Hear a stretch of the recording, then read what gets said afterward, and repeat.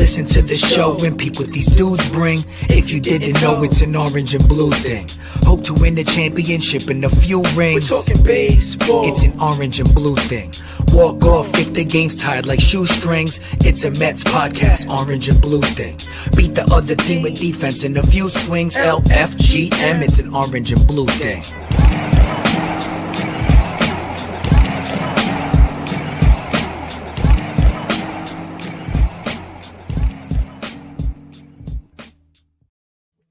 What's up, Mets fans? Back at you. Another week of Orange and Blue Thing. It is Tuesday. We are back on a somewhat regular schedule. I think we're going to be Tuesdays for a while now, I think.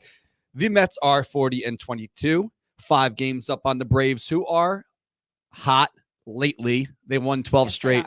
And we're going to get into that in just a little bit. But we have a guest today, our first guest of 2020. We do. Well, our last guest, 2022. Shit, I just said 2020. Oh, fuck, I'm all over the place. Don't send me back to 2020.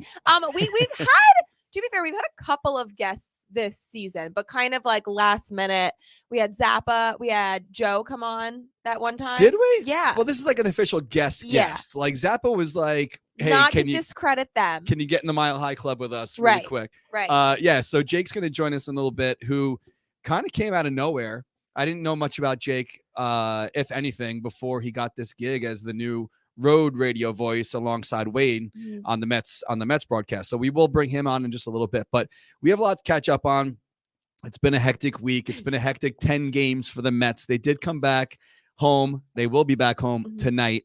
The Mets are 5-5 on the road. And honestly, I feel like that is best case scenario. I mean, honestly, best case scenario is what it went 10-0, oh my God, which is not realistic. But given the fact that Francisco Lindor fractured his hand in a hotel door, right? Pete Alonso and Starling Marte both somehow avoided DL stints with their injuries. I think 5-5 is without a doubt best case scenario. And I saw a stat that said, and I don't remember exactly the numbers. How many games up are they right now over the Braves? Is it 5 games? So when Scherzer went down, I think they had a 5.5 game lead. Right. And throughout all of this, after that 6 game, but now it's 5, right? Which is really like that's I would have signed up for that of when course. Scherzer got hurt after that West Coast road trip to know that we're still like right there. So it's fine. It's fine. Everything's fine. So it did come out, I think, yesterday. There was a photo of Scherzer and his family flying to New York, and they are still taking care of those adoption fees. So if you haven't heard about that, go check out Twitter. But yeah, he is heading to New York. I guess the plan is to hopefully start getting him to ramp up soon. And we'll see what happens. I mean, honestly, it's kind of like used to be a cop out. We've talked about it before on the show. It's like, oh, during the trade deadline, if you get back a couple pieces, it feels like you made a big trade just by getting guys back. But these aren't little pieces. Yeah. You get back Scherzer and DeGrom, arguably the 2 best pitchers in the game right now. And the Mets have been doing what they've been doing up to this point. Without them, oh my God. I know. And what's nice about that is what was frustrating about, people saying that was that would be the old regime's reasoning for not doing anything at the trade deadline.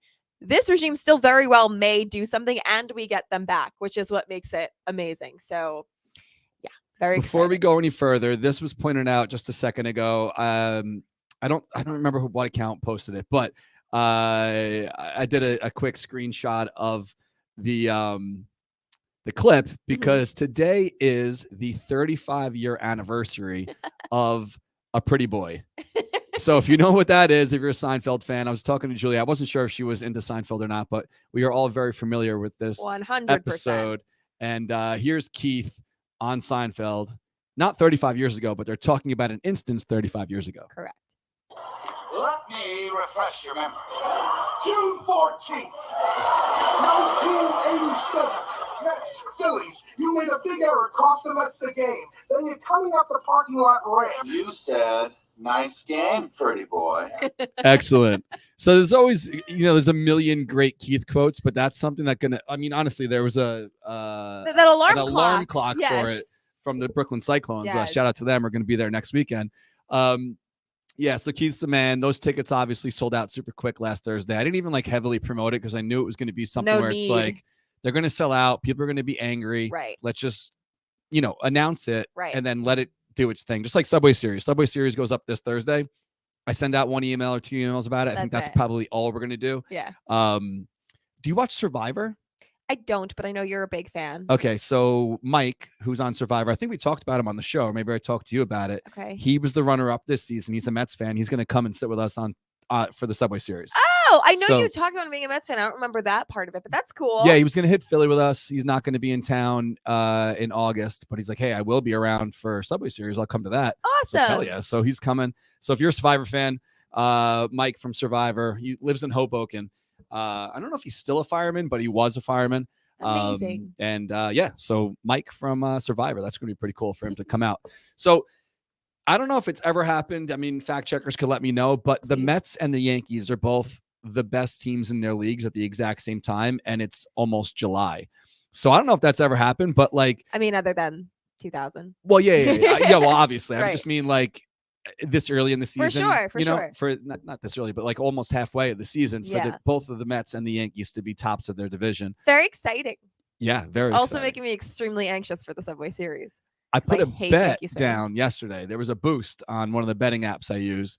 I don't know if there was a boost, but it was like a promoted thing on the top of the banner there. Uh-huh. It's like, hey, Mets and Yankees are both hot. Do you want to throw down money on them both winning the NL and AL? So like a parlay for them both to make the World Series. Did So, you? yeah, I threw a couple So bucks now on that. we're rooting for the Yankees. I mean, I'm not rooting for them, but it's weird when it comes to betting. We were talking about that. Like when you throw in a batter on the opposite team on a parlay to get a hit, it's like you don't want the Mets to lose, but like, hey, But- is like Mookie Betts gonna get a hit tonight? Like probably. Like it's not a bad thing to put $1 on it, you know. Very interesting. So Coming anyway, down you to know it, what's you're gonna more be rooting for the interesting? Yankees. All the people who have been following along each week who want to tail your bets. Last Look week, how you- quickly he turns it on me when I You call dropped the that ball so big last week. Okay. I mean, here's the lineup. Yeah, no problem. I'll get right back to you. And then like, Can I tell you exactly what happened? Because I didn't even realize until after did a the fact. bird shit on your head or something? No, not this time. Thank God. But in my messages, I had gotten like a spam text from some like website I signed up for discounts, whatever. And I went to swipe and delete that. I accidentally swiped and deleted our messages. So I never saw it and I forgot to go back to it. I saw your text. I was like, okay, let me come back to it. And then I completely forgot. Got stuck on the phone with my mom for like 2 hours and then whatever. And then what I really fucked up was like, okay, you know what? I'll do a bet the day before the show. So it's like fresh in everyone's memories, whatever. Not realizing yesterday was an off day. So Right. that was my mistake. Tonight I will have Tonight. one. And maybe I'll do a second one later in the week to make up for it. We'll see if I remember. I got to start keeping Stay track of posted. what your. Oops, I just spilled a little bit of tea. I love got- that and- phrase. Yeah, actually, that's funny. Darren spilled the tea. But I really did spill tea on my mouse pad over here. Yeah, I got to keep track of like your earnings and your winnings because you only had that 1 week where you got reckless. But like, It wasn't even reckless. it was pretty It reckless. was justified just focus. statistically. Focus tonight. Well, I'm gonna send you the lineup. Okay. Now that you can't check it by the I the understand. 30 beat writers that all write the same thing on the I internet. understand. I'll be modest. Check the lineup. Send me what you want to do. Bassett's on the mound tonight. He's been shaky. Yeah, but my last winning bet, he was on the mound for. Okay. So Bassett's looking to bounce back. I mean, he did. You know what's funny? Like he had that very strong start, and then he what they call it, like reach arbitration, whatever. He reached a deal with Right. the Mets, and then after that, he tanked. I was like, Yeah. what the fuck? He got the bet. Like, not that he's like killing it by any means as far as like Right. Scherzer payments, but I was also gonna say, and someone pointed this out, and I can't remember who, that I feel like Scherzer not being there is also affecting him because, and who knows how true that really is, but every time you look at the They're camera together, pans yeah. the dugout, they're always together. So who knows? Having Scherzer back could help him as well. We'll see. So I like this graphic. Finally, the Mets are getting a little respect from MLB. I don't know who comes up with these power rankings, but the Mets, for some reason, were not towards the top. What are they based on? I have no idea. I don't get it. I don't know. I really don't know. I couldn't tell you. But either way, the Mets are now second on the power rankings, above the Dodgers in third, the Padres in fourth, the Astros in fifth, and the Yankees are on top. So Yankees and Mets, number one, number two, power rankings by MLB. Someone could let us know how they come up with that because we have absolutely no idea. I would love to know. So I saw something last night on Twitter. I can't remember the girl's name, but she wrote something like, hey, why hasn't Pete been announced yet for the home run derby? Like they want to have like a three-peat or have him Right. go, defend his Has title. anyone been invited to it yet? or I announced? think so, but I heard on Sunday when I was heading home from Anaheim, which took all freaking day.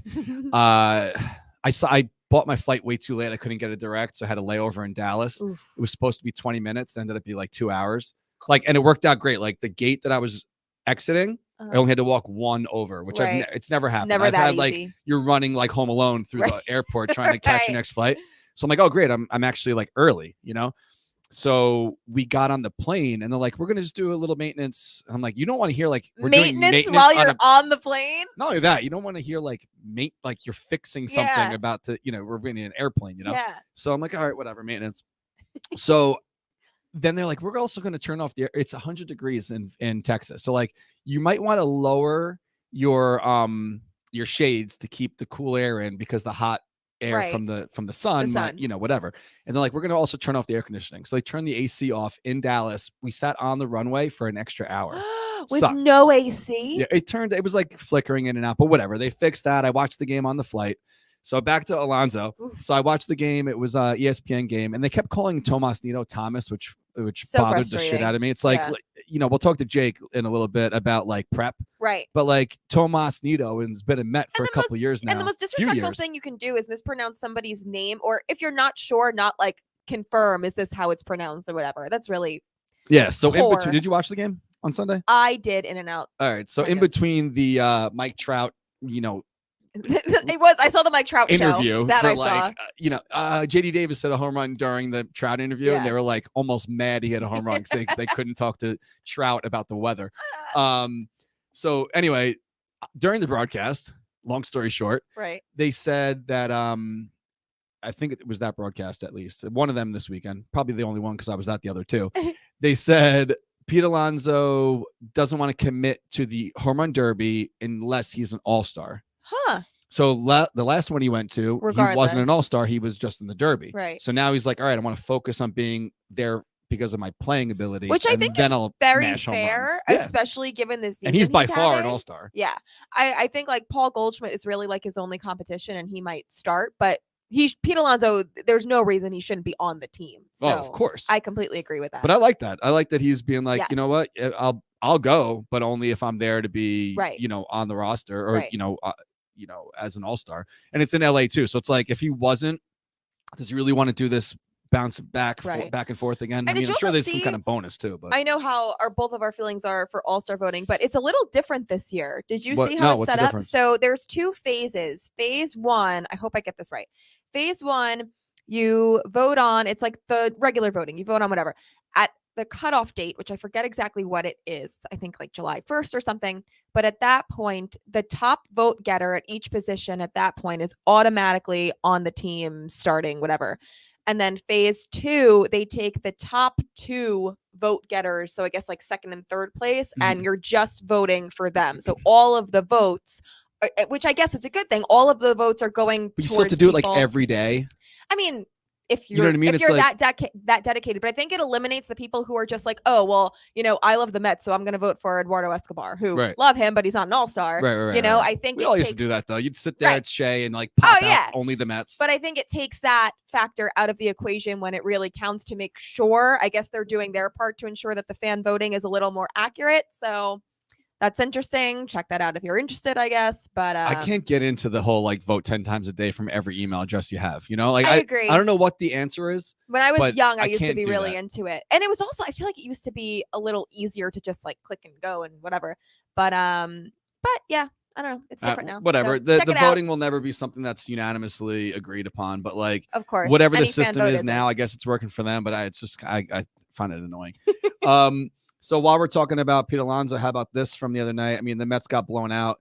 It was in the top of the eighth, but Pete Alonso did send a home run to us. That was pretty nice of him.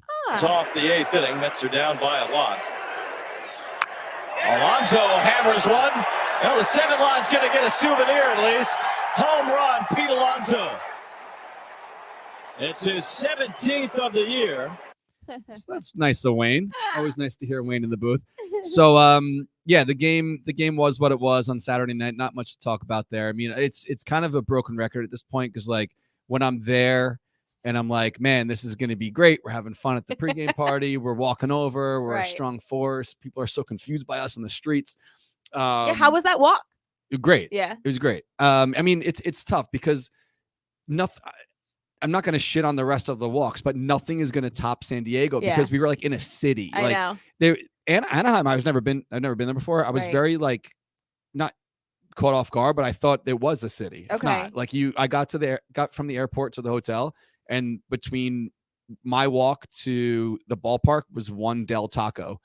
No skyscrapers, no business. Oh, There was like wow. nothing there. Like Yeah. it was just apartments, which Right. is cool, I guess, if you live in that town and like you're a fan. Yeah. But there was really nothing there. So yeah, the walk was cool. It was more fun because we purposely picked the place that was a little bit further that Right. wanted to work with us. Right. Like I called that first place. I don't know if I told you about it. It was Oh, a yes. similar situation as Colorado. Mhm. We're like, we don't do discounts. We don't do deals. We don't really care if you come or don't come. I was like, all right, then fuck you guys, Yeah, you know? yeah. So I looked it up, and there was like a great local smaller business. It's only been around for like 2 years, called Brewheim. Shout out to them. They did it great. They were nervous because they're like, we're not usually built for this Right. type of crowd. And they didn't want to like bring in extra staff if we weren't going to pack it out. Which is kind of crazy given like the Angels should be so good and they just like never are, and it makes no sense. That's whatever. That's a topic for a different podcast. But Yeah. They were talking to Trad about that during the Gush Fest about Yeah. like, are they wasting you? You know, Yeah. and like, what is he supposed what to is do? he Say supposed to yes? say? Yeah, like, oh yeah, totally. I don't want to get to the playoffs, you know? Right. But it was fun. And once we got to the game, obviously things didn't go as planned, and unfortunately they lost on the outing night. But you know what's most important is after the fact, when I get to the hotel, after I get the fuck out of there. It's like, Right. if the Mets win, like, yeah, I'll stick around for fireworks. Yeah. Like, I'll do this to do that. I gave away the big heads. Mhm. Alex Cooper. Who took home Alex Cooper? I don't know. Some girl was like talking about it. I was like, you want it? I was Yeah. like, just keep it. She's Keep like, it. yeah, I'll keep it. Alex Cooper, Mrs. Met, and the kid from Angels in the Angels in the Outfield. Outfield. They Yeah. all were gone. And I was like, I'm getting the fuck out of here. And there's a photo I posted, which, I mean, shout out to the iPhone. How good is this picture? That's great. No filter or anything. And this is what I'm seeing as I'm walking depressed out of the Honestly, ballpark. the fireworks are more fun and more visually pleasing to watch from the outside of the stadium Not than here, the though. inside. Because it's not like City Field where, no? you know, City Field, they like bring out those like go-karts with the Yes. fireworks on Yeah. it. Here they have the open back. So they have a lot of the big ass I fireworks see. in the parking lot like Shea used to I do. see. So whatever. I have no interest in like sitting there after the Mets lose and whatever. So I got the fuck out of there, and then you know, head home on Sunday morning. But the game itself sucked. But if you were back to what I was saying, I'm all over the place today. But back to what I was saying, like if you showed up for the weekend, Right. Friday was great. Sunday was awesome. If you stuck around, you did see a winning series. Yeah. And then it is what it is. But But just you. yeah, maybe I'm bad luck or whatever. But The you know, record doesn't lie. no, the people like to bring that up. They say it all the fucking time. Like, Yeah. oh, they always lose when you're there. Like they don't look at. I mean, they do Right. sometimes, but like over They're in a slump. 128 outings, and we're still like 15 games over 500 or something like Yeah. that. So yeah, they lost, but they won in Kansas City. They won in San Diego. They won in the first time I went to Miami. They won Mhm. in Colorado. They won in Baltimore. They like I could rattle them off. They did lose a lot. They Right. lost in LA last year. Yeah, I know. I was there. Or It sucked. Pittsburgh. We don't want to talk about it. Pittsburgh, they were winning until the 9th.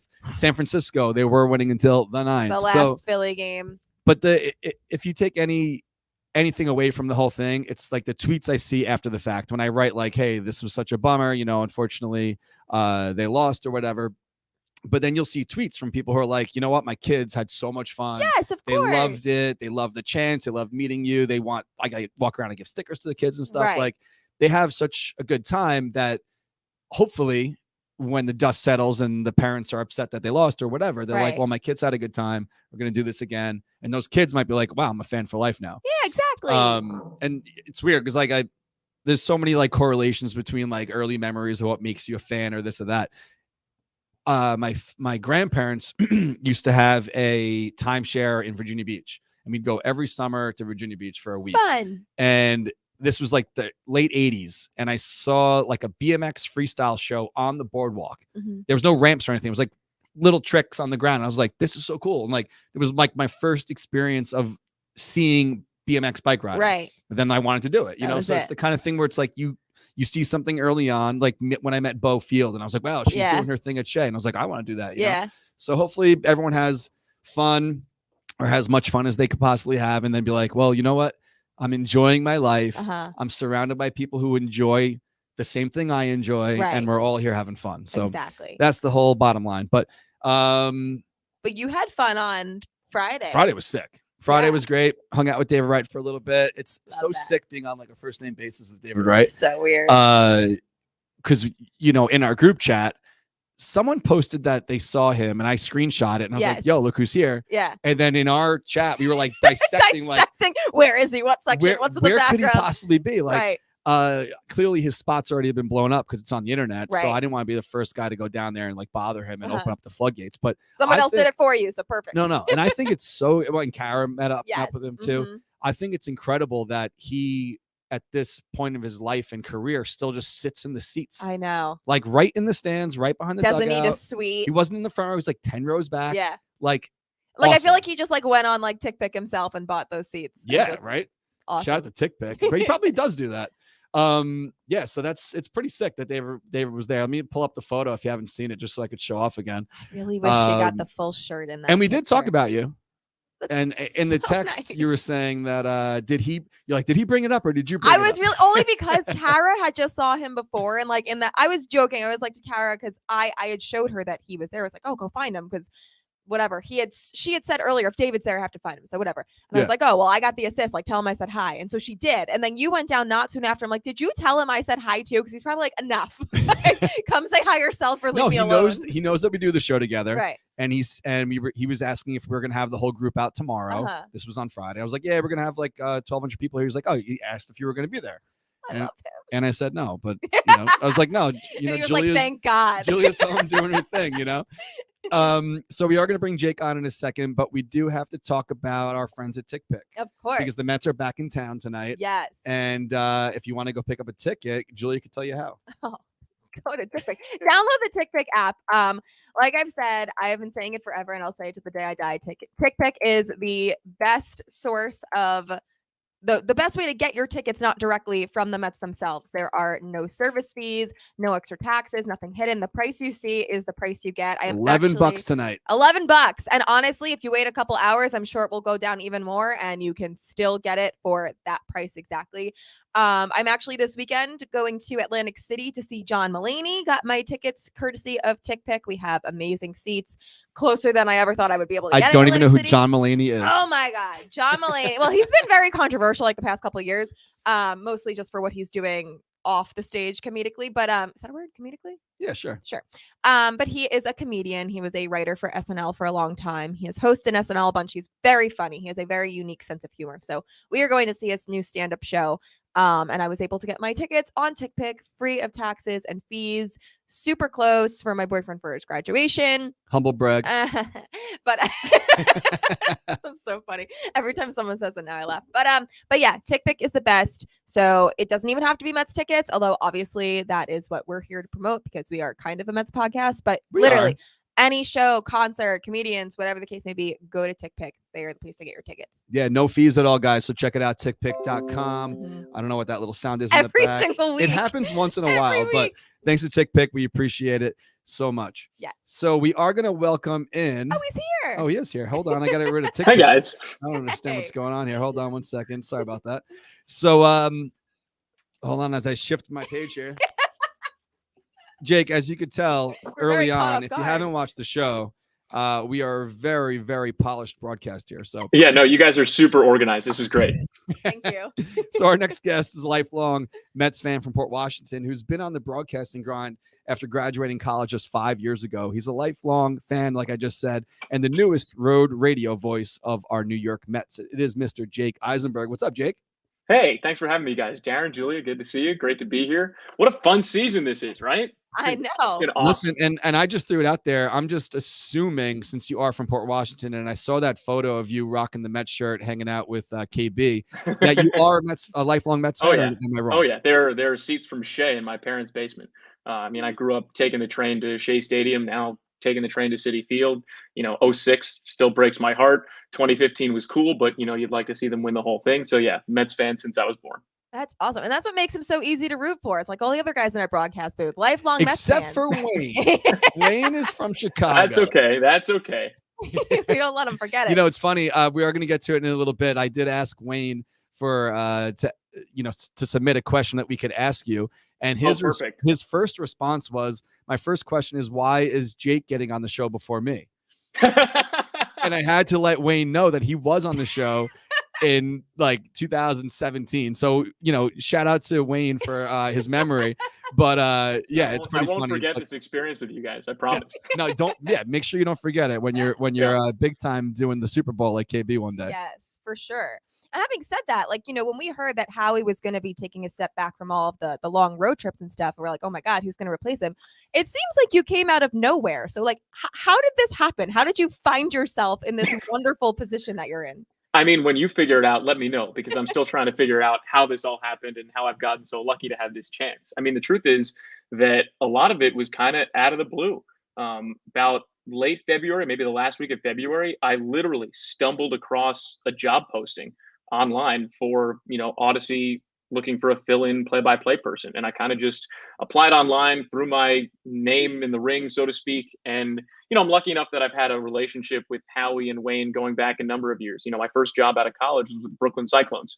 And while I was with the Cyclones, I came up to Citi Field and I shadowed them in the booth and got to know them. And they've been giving me advice and feedback on my stuff for years now. So there's a relationship that exists. And so after I saw this posting, I emailed Howie, I emailed Wayne. I said, hey, I just saw this. What can you tell me? Do you think I'd be a good fit for this? And if so, who should I talk to? And they were kind enough to connect me with, the right people over at Odyssey and WCBS 880. And it kind of just went from there. And then about a month after all this, lo and behold, I got a phone call. And now here we are about 3 months later. So it really was kind of a whirlwind out of the blue thing.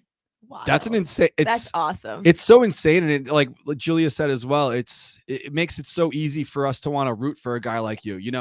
Relatively young still, and grinding. Right out of college, and you're already in the booth with Howie and Wayne. And isn't it always nice to know that like the people you look up to and idolize are actually really good people?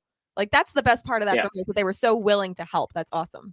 And they've been willing to help for years now, from Brooklyn to Winston-Salem, from Winston-Salem to Richmond, from Richmond to Omaha, and now Omaha to, well, I guess right now I'm in a hotel room in Des Moines, but you get the idea, from Omaha to New York. They've been awesome every step of the way. So you just wrapped up that 10-game stretch, and the Mets went 5-5. How'd it go for you though? So is it when you go to these ballparks, is it the first time you're also going there? So San Diego, San Francisco, wherever you've been, that's all new for you, right? So I've been to a couple of ballparks here and there over the course of, my life, but I'd only been to Petco Park once. That was for the winter meetings like 3 years ago. I'd been to Dodger Stadium once, and that was during the off season, did like one of those off season tour kind of things. And had never been to Angel Stadium in Anaheim. So yeah, for the most part, all these places that, we're going to, it's my first time there. It was my first time in Denver. It was my first time in San Francisco at Oracle Park. I mean, you can rewind to April. It was my first time in Arizona. Heck, it was my first time in the state of Arizona, let alone the ballpark. And it was my first time, at Busch Stadium in St. Louis. So one of the neat things is that I get to experience these ballparks for the first time, but I also understand that there are a lot of Mets fans who have also never been to these ballparks for the first time. And so I've tried to make it a point that on the first day we're there, or maybe the second day we're there, to really try and, take a lap or two around the ballpark and see all the little things that make those ballparks special, so I can bring those to life on the air and kind of share the experience of getting to know a place with everybody who's tuning in. It's been fun.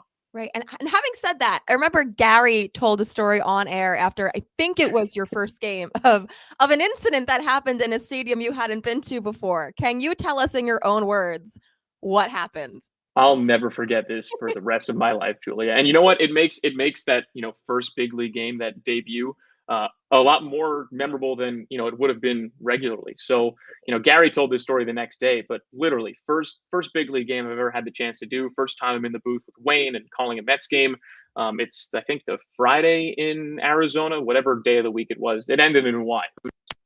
But it's Wayne was in I was 5-6. We're losing your audio for a second. I don't know if it's clicking on your end. Hold on, give us 1 second. Fact checkers, do you hear what we hear? It sounds a little. We call it, like we have the live comments on the side, and we call them the fact checkers. It's a good thing. Try to maybe take the headphones out and see if you can do it without it. No, I mean like turn them off. Hold on. Live show, guys. Professionals. Now we got nothing. You got to unmute. Let's see. Hello. Oh, How's that? Is that better? Can you guys hear me now? Yes, we perfect. can. All right, from the top. All right. So All right, so we're in Arizona, and Yeah. it's my first big league game. And if the game goes into extra innings, basically I do the 10th, Wayne does the 11th, so on and so forth. We kind of go back and forth with the extra innings. And I'm just, thinking about doing the actual game. It's the first one I've ever done. So I'm just riding the wave, enjoying the moment. Mets are in front, 5-4.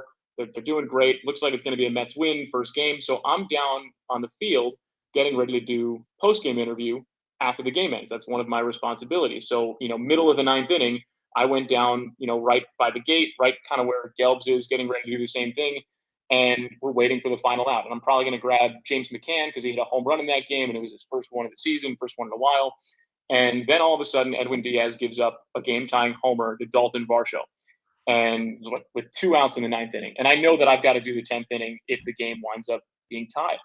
And I swear, as soon as the ball left Varsho's bat, and it was clear that it was going to be a home run off the bat to right field, I turned around and I started sprinting back upstairs to the booth at Chase Field, knowing that it was my first time in this place. And I didn't have the best idea of where I was going.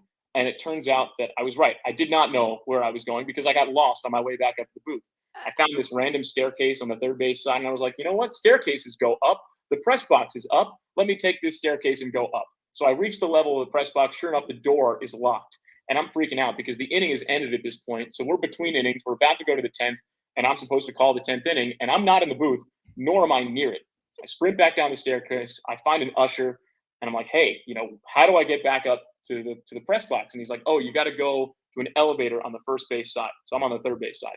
I sprint over there. I find the elevator. I get in the elevator. When you're watching one of those action movies that's kind of got some comedy in it, where they're having a fight scene and they wind up in the elevator and everything just pauses for a while, and there's some funny elevator music and nothing happens. It was kind of like that, because I'm freaking out this entire time trying to figure out what's going on and whether or not I'm going to get back to the booth in time. And I'm just in the elevator, and I've got to wait for the elevator, and I am at the whim of this elevator. We finally get up to the floor. The door's open. I shoot out of it like a cannon. The press level there is kind of like a maze. There's a bunch of these random little hallways. I guessed correctly, going to the left. Wound up finding the booth. I get in the booth with maybe 10 seconds left in our break before we come back on the air, and I'm huffing and puffing. Look, if there's one thing I've learned, I need to go to the gym a little bit more because I'm completely and totally out of breath. And there's a few moments before Wayne tosses the broadcast to me to do the play-by-play, where he brings it back on the air and he's setting it up and saying, now here's Jake. And so he's giving me a little bit of extra time to catch my breath. And I'm standing there taking the biggest breaths I've taken in my life. Meanwhile, in my head, it's oh my goodness, this is the 10th inning of my first big league game. Something's going to happen in the first pitch, and I'm going to make some out of breath, terrible call. And that's going to be my introduction to Major League Baseball. And Wayne was gracious enough to take a few extra moments, tossed it to me. By maybe the third pitch, I had my breath back. And then, lo and behold, not too long after that, Starling Marte beats out that grounder up the first baseline. The call gets overturned. So that was a weird wrinkle in there too. The Mets win the game 6-5. And I got to say that the Mets won in my first big league game. It was pretty special. That's awesome. What a Mets start to your Mets career. Yeah, right? You totally Mets that one up. Yeah. But listen, I'm a bit older than you and Julia, and I've been listening to games on the radio since the 80s. And honestly, I'm not just blowing smoke up your butt. The transition for me listening has been kind of seamless. I feel like you're very comfortable. You and Wayne, to me, I feel have a great chemistry together, and I just been enjoying it so much already. So I'm looking forward to the future with you. Hopefully Odyssey decides to keep you around after this year. I don't know if you just have a 1-year deal or however, whatever it is, but so what I want to know is now that you're on this stage, I mean, you've been doing play-by-play, like you said, you're doing it right now when you're not with the Mets, and you did the Cyclones and so on and so forth, some other sports as well in college. What's the prep like? Is it much different now that you're doing these games, or is it the same as you would for a different game? What's the prep been like for you? Well, first, thank you for saying that, because, coming into this stage and coming into a booth that's as legendary as this one, it's daunting. It's one that I've grown up listening to, and I want to make sure that transition is seamless. Look, I'm not going to fill the shoes of the people that I'm actually supposed to be feeling. There's no possible way. But if I can make it at least close to that, I feel like I've succeeded a lot. And so for you to say that as someone who's listened as closely as you've listened for a long time, that means a lot. So thank you. As far as the prep goes, it's a little bit of the same. It's a little bit different. At the minor league level, there's a little bit less information that exists, to say the least. The statistics and stuff are out there at a little bit more of a superficial basis. The biographical details that you can find on players are not as existent because there's not as much coverage. So there are not as many people writing feature stories and profiles and things like that about some of the players at the minor league level. That being said, you can always find some good stuff in like a college bio or something like that. But for some of the players that come from, Latin America, there's a little bit less information that has been reported about them to this point. And so, finding that stuff is a little bit more challenging. And at the minor league level, you've really got to talk to the players every single day and find out as much as you can. And I do that to the best of my ability. And I do that, with the Mets too. I talk to those guys as much as I can because that's where the great stuff and great nuggets come from. At the big league level, of course, there's way more information. There are more numbers and statistics and things available than you can possibly go through on a daily basis. And honestly, it's a little overwhelming, like how much is out there. You can really dig into the StatCast stuff. You can dig into the advanced metric stuff. You can look at just, your basic statistics too.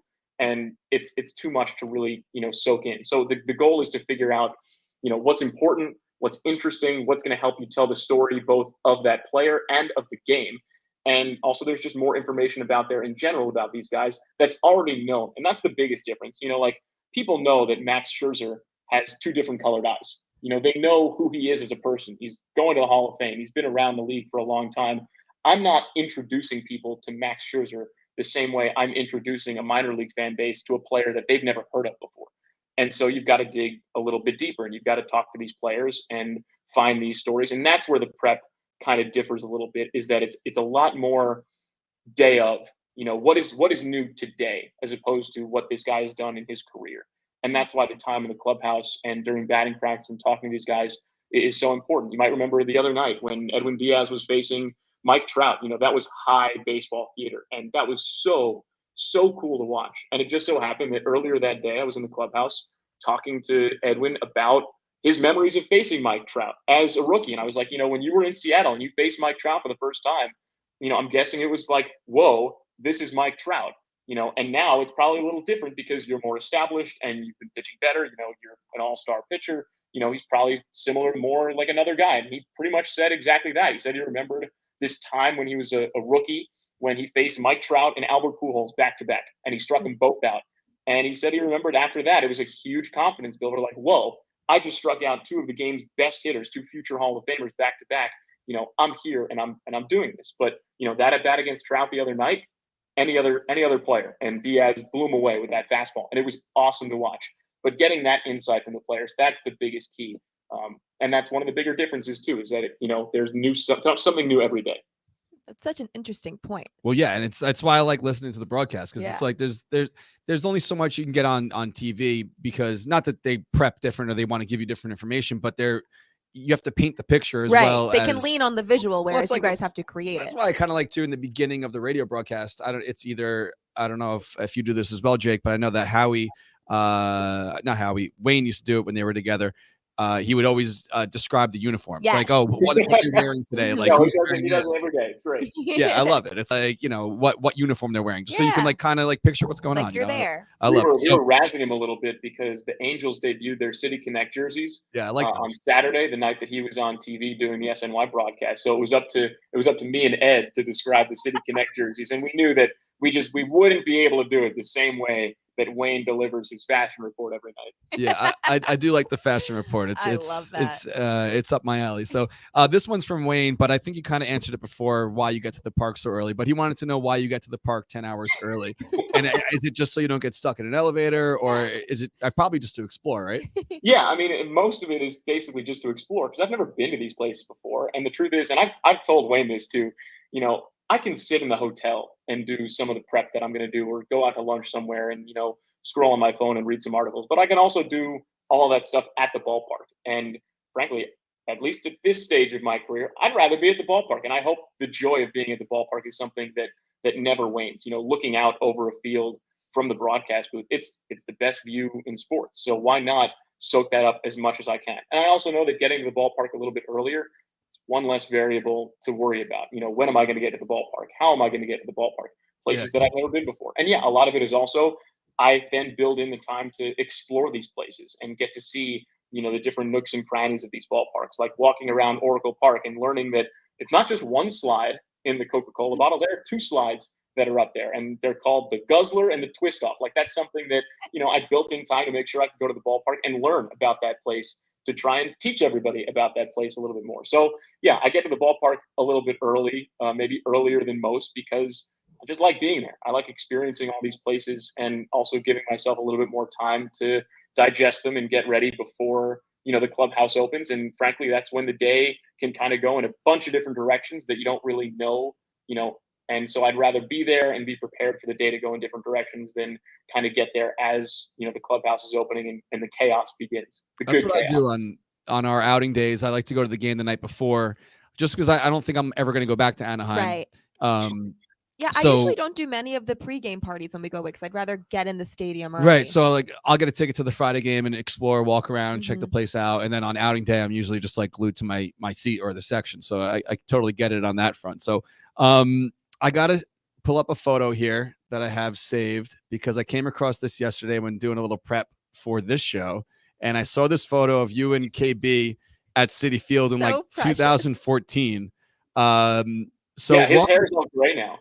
Yeah, his hair's gray and you're like an adult. So, I'm a child there. I still have that shirt though. Nice. So that's awesome. What I love that when things still fit after like almost a decade. So but don't ask me if I've worn it recently.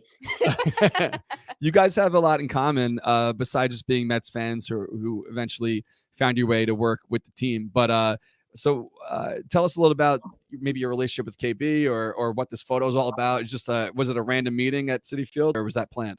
No, I mean, it wasn't planned, but it also wasn't random. So, one of the things that KB and I have in common is that we both have celiac disease. So we have to eat gluten-free, and there's a lot more that goes into that, but that's for another time. But bottom line, we both have celiac disease. And I was diagnosed in May of 2009. So I had just turned 14 years old, right around then. And it was right as Citi Field was opening. And KB had been hosting these celiac awareness nights at Citi Field kind of annually. 2009, 2010, 2011, so on and so forth. And I would go to them every year because it was a community that I was a part of, this celiac community, and it combines, celiac and baseball and obviously KB. And so I got to know him a little bit through those interactions. And, I would ask him for advice and things like that because it was a career path that I was interested in. And he was really one of the first people that I looked up to in this industry because A, he was visible on SNY and I knew who he was. B, he had celiac. And so there was that connection there, like, oh, somebody that has the same thing that I do is doing this at this high of a level. It's possible for me too. And then, come, the summer of 2014, I was an intern at SNY after my freshman year of college. And so I got to know him a little bit closer through that too, and so on and so forth, throughout college. And, it's been really cool to see where his career has gone. And now he's calling the Super Bowl. I mean, that's crazy. Awesome. But looking back at that picture, that was really cool, especially, after this opportunity came about and, we realized, what that connection was, saying, could you have imagined then what is happening now?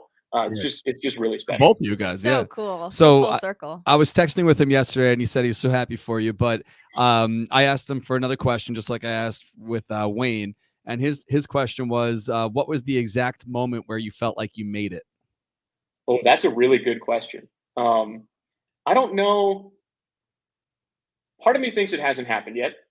Part of me thinks that it really was that first game where, Wayne tossed it to me for the first time and it kind of hit me like, wow, we're here. Like this is really happening. Because until that point, it was like, okay, this is planned to happen, but who knows what's going to happen between now and then. I mean, look, I got the job to call the games in Omaha in December of 2019 and didn't actually call a game for the Storm Chasers until May of 2021. Because again, who knows what's going to happen? That time it was a pandemic. I'm not saying that was going to happen again, but basically I wasn't counting any chickens. And yeah, there was a moment that first game where, wow, this is happening. And then the Mets score a run, during one of the innings that I'm calling, and it's a little bloop single from Pete Alonso. And so, I called the first run of my big league career. And like, whoa, this is different. Then James McCann, it's a home run. I think it's in the seventh inning of that game, and that's the first home run that I get to call at this level. And whoa, this is different. So I think there have been a bunch of minor moments along the way that have kind of made me realize, like, wow, we're here. I've made it, so to speak. I don't know that there's been a moment where, I feel as though, oh, I've made it, we're doing great, we're crushing it, everything's smooth sailing from here on out, because I'm still learning so many new things every day from Wayne, from Madge, from Howie, from Gary, from everybody involved, where you're trying to get a little bit better every single day. And, I felt like this past road trip especially was a really good one, because there were a lot of games in a row. It was 10 games in 11 days. There's a consistency aspect of doing this that helps you feel a little bit more comfortable. I feel like this trip, I got my sea legs under me a little bit. So I think there have been a lot of different moments along the way, but that first game especially, getting introduced on the air, calling a Mets run, the James McCann homer, saying the Mets won in that 10th inning. Those were all moments where, this dream turned into reality. And so I think that's the best way I can answer that question. But at the same time, I'm still, excited about the moments that are coming where, it hits me that this is real and this has happened, because that's kind of been happening every single game. It had to be pretty incredible too, to be, a fan and going to games at Citi Field. And then you also called that one weekday day game in the booth with Howie at Citi Field. So like just the two of you guys in there calling the game had to be like, oh my God, what was that like? Like you said before, I like was shaking. getting to the game early and having that view and doing your prep and whatever. But then like you look to your right or your left and it's Howie freaking Rose and you're at Citi Field calling a Mets game. Crazy. That had to be also incredible. Yeah. So it's actually kind of funny. That was a day that I did not get to the ballpark early at all. In fact, I didn't get to the ballpark. I didn't get to the ballpark until about 2:00. Until first pitch was at 3:10, and I'll tell you a quick story. It was pretty much a whirlwind. Obviously, there was the rain out on Monday that pushed it to a doubleheader on Tuesday, and there were some schedules that got moved around, and Gary wound up not being available for the TV side, and so Wayne hopped over from radio to fill in on TV for the doubleheader. And so I got a phone call Monday afternoon, maybe 24 hours before first pitch on Tuesday, basically asking if I could be in New York to call this doubleheader with Howie. And I'm in Omaha at the time. And I'm thinking, I thought I was only doing road games. Like now I have the chance to do a game at Citi Field with Howie Rose. Like I'm going to figure out a way to get there.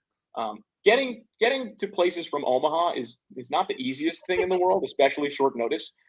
There weren't any flights out of Omaha that would get me to LaGuardia on time. And so, it was kind of scrambling around, Googling flights. How do I get there? Turned out the only flight I could find was a 7 a.m. flight from Des Moines, ironically, that would land me at LaGuardia at like 10:00.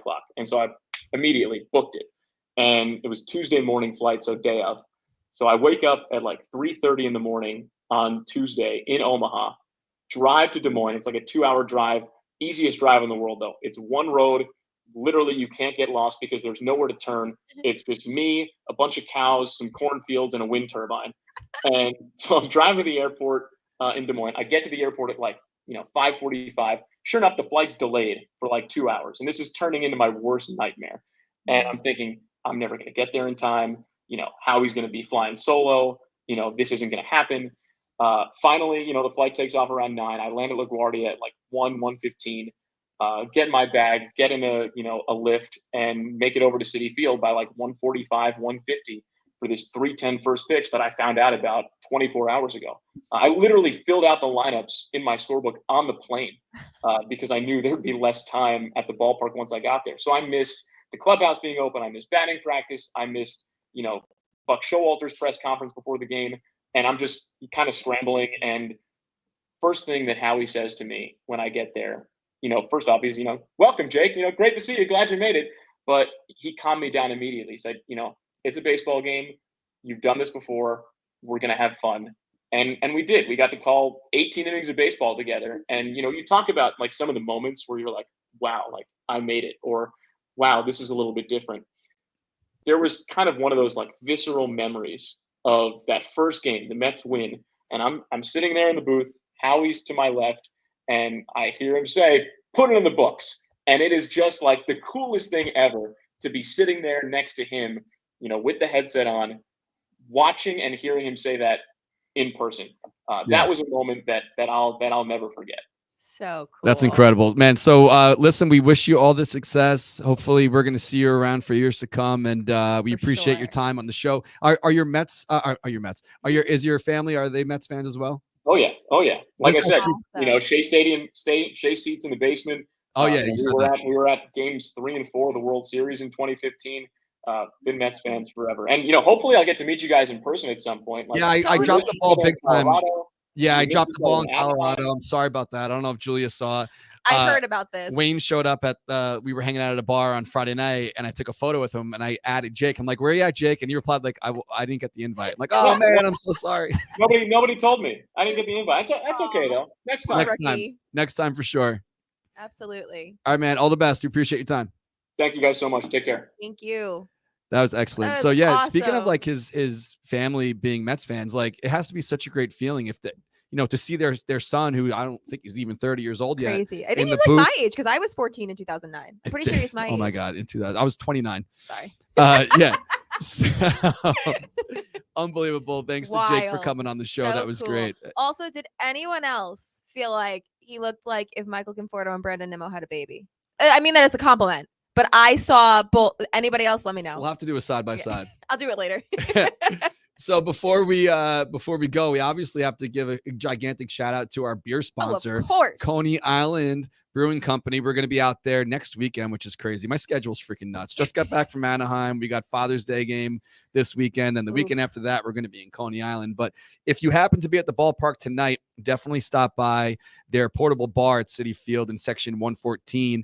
They're selling their limited season releases in addition to the Mermaid and Merman beer, which we actually have here on the table.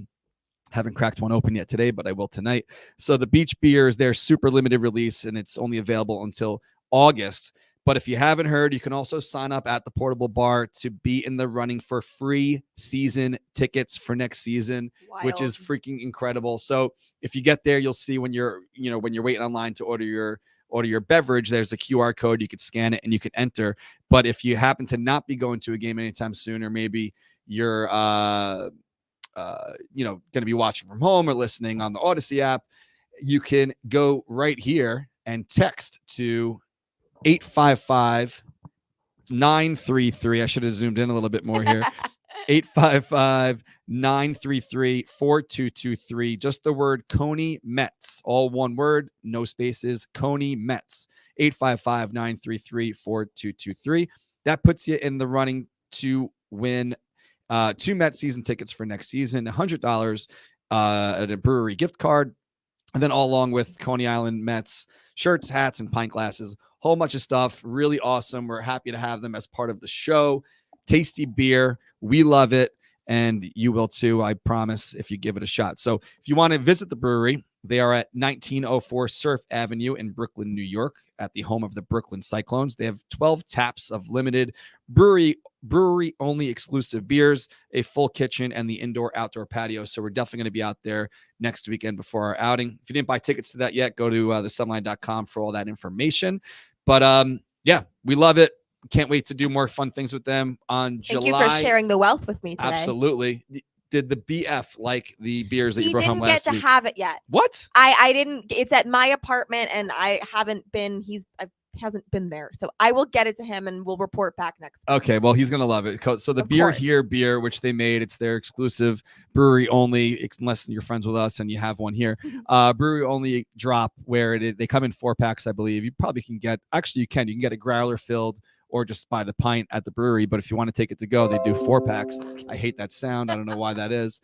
But yeah, that's the beer. That's 8.6% and 4.1 in the, what is it, IBU? Those are terms. Yeah. No, the 4.6 ABV and 4.1 IBU. Yes. Which is in honor of the franchise and obviously the 86 World Series champion Mets. So July 29th, though, Friday, Arugas, Patchogue. We're doing a viewing party. It's Mets happening. Versus Marlins, which it won't be rained out because they have a dome down in Miami. So we're doing the whole deal at Arugas and Patchogue. Coney Island's going to be a sponsor. They're going to be giving stuff away that night. Sweet. Some beer discounts. It's going to be great. So mark your calendars now. Arugas and Patchogue, July 29th. So before we go, we have to choose last week's winners. I actually didn't say it at all today. Oh, yes. Because I dropped the ball tremendously.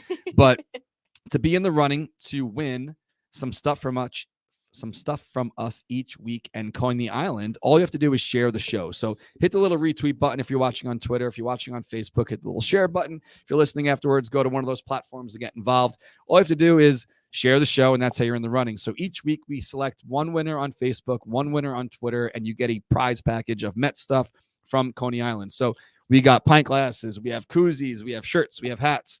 They have the official partnership with the Mets. So everything is co-branded Coney Island and Mets. So we will hook you guys up. So this week's winners, and if I'm talking fast because we have to get through the show in an hour.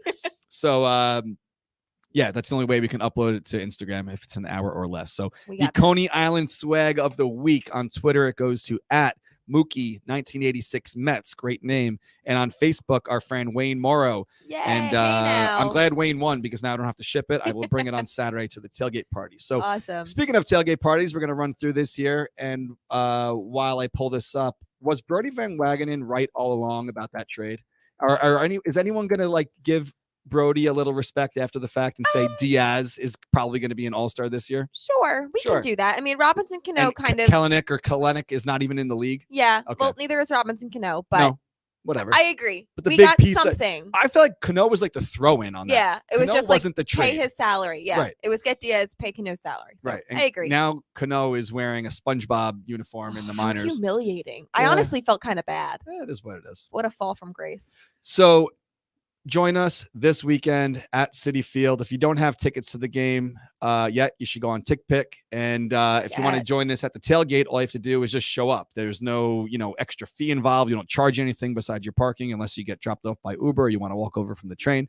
But we will be tailgating in the marina lot. So come on down. You can't miss it. We're right near the water. There's the grass right there. A really good spot.